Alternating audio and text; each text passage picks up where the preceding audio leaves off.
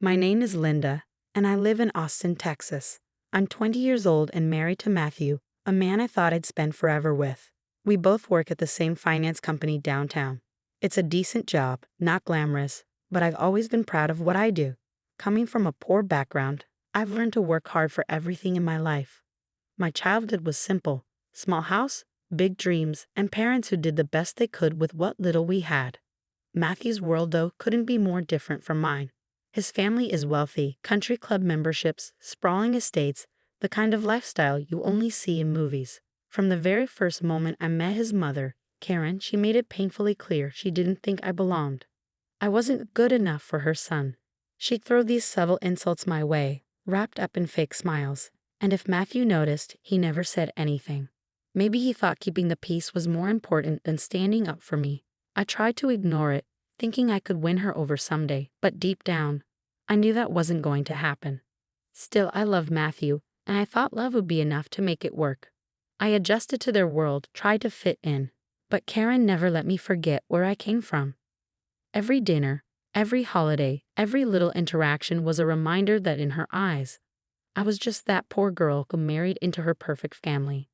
It all started on a Saturday afternoon, one of those rare days when Matthew wasn't working and I was hoping we could just relax for once. I'd been cleaning the house all morning.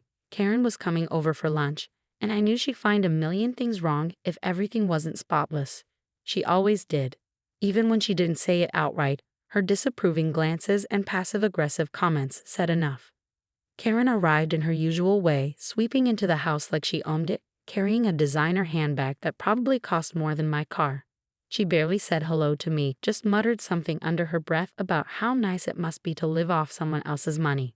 I bit my tongue like I always did. I was used to her jabs by now, but they still stung. The lunch was strained as usual. Karen complained about the food I cooked, too salty, too bland, too everything. Matthew sat there in silence, scrolling through his phone, as if pretending not to hear would make the tension go away.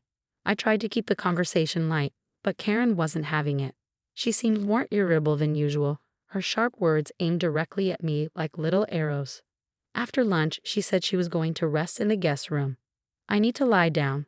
I don't feel well," she said dramatically, pressing a hand to her forehead. Matthew, of course, rushed to her side, fussing over her like she was fragile glass. She'd been pulling this act for years, but I stayed quiet. It wasn't worth the fight. An hour later, all hell broke loose. Karen came storming out of the guest room, her face red with anger, clutching an empty bottle of her medication. "Where is it?" she shrieked, glaring at me like I committed some unspeakable crime. I stared at her, confused. "What are you talking about?" "My pills." "Don't play dumb, Linda. I know you threw them out." I froze. "What?" "No, I didn't touch your medication." But she wouldn't hear it. She started yelling louder, making such a scene that even Matthew couldn't ignore it.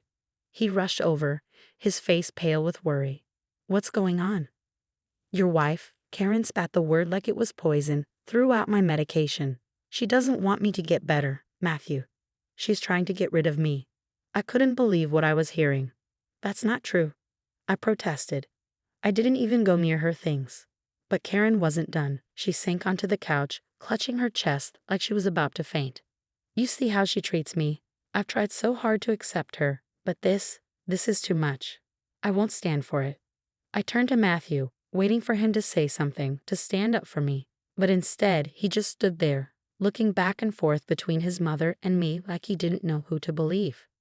"Matthew," I said, my voice shaking, "you know I wouldn't do this. You know she's lying."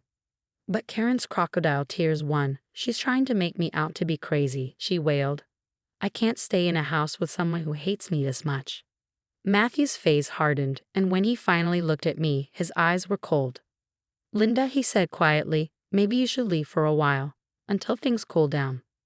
I felt like the floor had been ripped out from under me. "What? You're kicking me out for something I didn't do?" "Just go," he said, avoiding my eyes. "I'll call you later." I couldn't believe it. After everything I'd put up with, Karen's insults, her manipulation, the constant disrespect, this was how it ended. I grabbed my things, tears streaming down my face, and walked out of the house. As I stood outside with my suitcase, watching the door close behind me, it hit me. Matthew had made his choice, and it wasn't me. It's funny how life works sometimes. After everything that happened, I threw myself into my work. It was the only thing keeping me grounded. Moving into a small apartment wasn't easy, and starting over felt terrifying. But I needed to prove to myself that I could stand on my own 2 feet. I poured every ounce of my energy into my job, staying late, taking on extra projects, and refusing to let my personal life drag me down. And then, karma stepped in. A few months after I left Matthew, my manager called me into his office. At first, I thought I was in trouble. My stomach was in knots as he handed me a folder and said, "Linda, your performance has been exceptional. We've decided to promote you to senior financial analyst." I was stunned. Not only was this a huge step up, but it also meant I was now Matthew's superior. I couldn't help but laugh at the irony. The same man who didn't believe in me, who kicked me out of his life to appease his manipulative mother, now worked under me. The promotion came with a corner office, my first ever. I sat at my new desk one morning, looking out at the city skyline, feeling a sense of pride I hadn't felt in years. I built this. I earned this. For the first time, I wasn't defined by what others thought of me. Then the door to my office creaked open. I looked up and froze. It was Matthew. He looked different. Tired. His suit was slightly wrinkled, and there was a desperation in his eyes I'd never seen before. For a moment, I thought I was imagining it. What could he possibly want? "Linda," he started, his voice low, almost pleading. "Can I talk to you?" I leaned back in my chair, folding my arms. "You're already here. Might as well say what you came to say." He hesitated, closing the door behind him. I made a mistake. I raised an eyebrow, staying silent. He stepped closer, wringing his hands like a child caught in a lie. I was wrong to side with my mom. I didn't see it then, but she manipulated me. I should have defended you, believed you. I was a fool. I stared at him, letting the weight of his words hang in the air. Part of me wanted to laugh, but another part of me was just tired. "Linda, I need your help," he continued, his voice breaking. "Work has been brutal, and now with you in this position, I thought maybe we could start over. Fix what we had." I blinked at him, incredulous. "Start over?" "Yes," he said quickly, a glimmer of hope in his eyes. "I still love you, Linda. I know I messed up, but we can make it work. Please, I need you." I couldn't help it. I laughed. Not a little chuckle, but a full-on from-the-gut laugh. It was like all the pain, all the humiliation, all the betrayal boiled over, and the only thing left to do was laugh. When I finally caught my breath, I stood up, meeting his eyes. "Matthew, you don't need me. You need your mother. Why don't you go ask her for help? I'm sure she'd be thrilled to tell you what to do next." "Linda, please," he said, his voice cracking.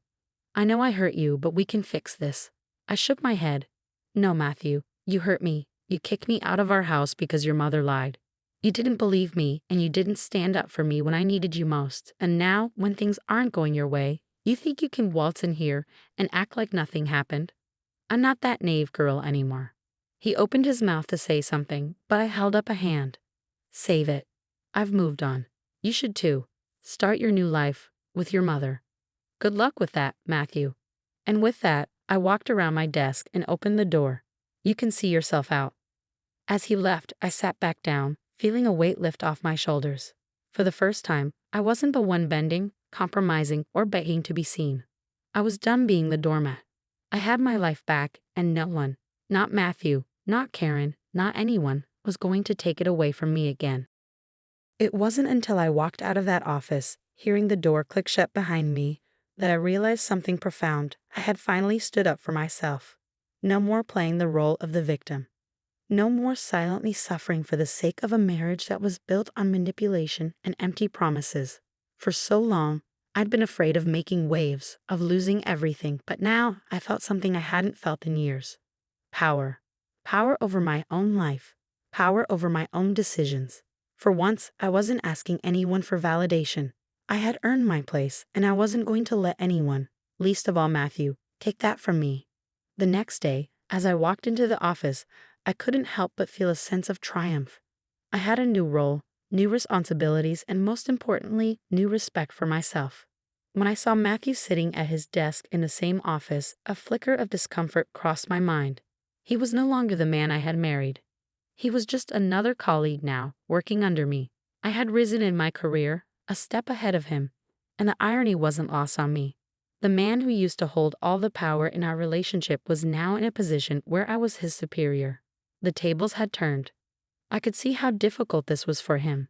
He avoided eye contact, pretending to focus on his work, but I could feel the tension between us. I wasn't sure what he expected, maybe a warm greeting, maybe a chance to talk things through. But all I felt was a mix of disgust and pity. It didn't take long for him to finally approach my desk. His footsteps were hesitant, as if he wasn't sure how to approach me.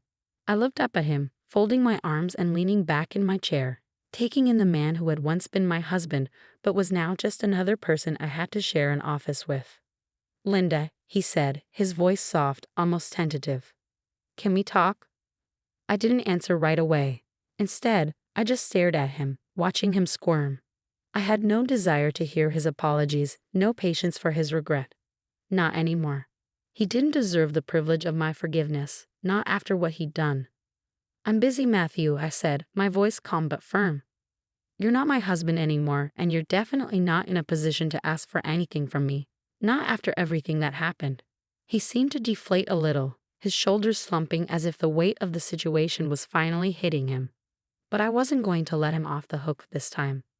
"Look, Linda," he started again, but I held up my hand to stop him. "No," I said, my voice unwavering. "I've heard enough of your excuses. I gave you chance after chance to show you could stand up for me, to show that you actually cared. You didn't. You chose your mother over me, and you kicked me out of our home without so much as a second thought. Now you want my help. You think I'm going to help you rebuild your life when you never even fought for mine." Matthew's face reddened, and for the first time, I saw a flicker of shame in his eyes.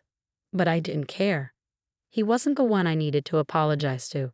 "You don't get to walk back into my life and try to use me just because you've fallen on hard times," I continued. "I'm not your safety net. I'm not your second chance. I've worked too hard to get where I am to have it all thrown away for someone who's never had the decency to respect me." He opened his mouth to speak again, but I stopped him.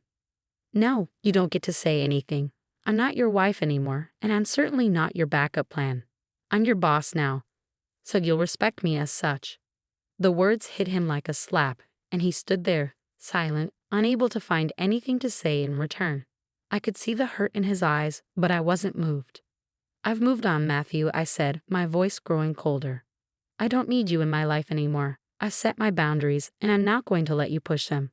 You're working for me now, and you'll act like it. Keep it professional." His face fell, and he nodded, turning to walk away. But before he reached the door, I called out. "Don't forget, Matthew," I said, a hint of a smile creeping onto my lips. "You're working for me now." The door shut softly behind him, and for the first time in months I felt a sense of finality. I had done it. I had finally found my voice. No more hiding, no more letting people walk all over me. I wasn't going to let anyone control me again, not even Matthew. And I knew one thing for certain: I was never going back. Looking back, I felt proud of myself. Proud that I had found the strength to protect myself, to leave behind the toxic people who had held me down, and to start anew. I had learned that I was capable of so much more than I ever imagined. And for the first time in my life, I knew that I could be happy on my own terms.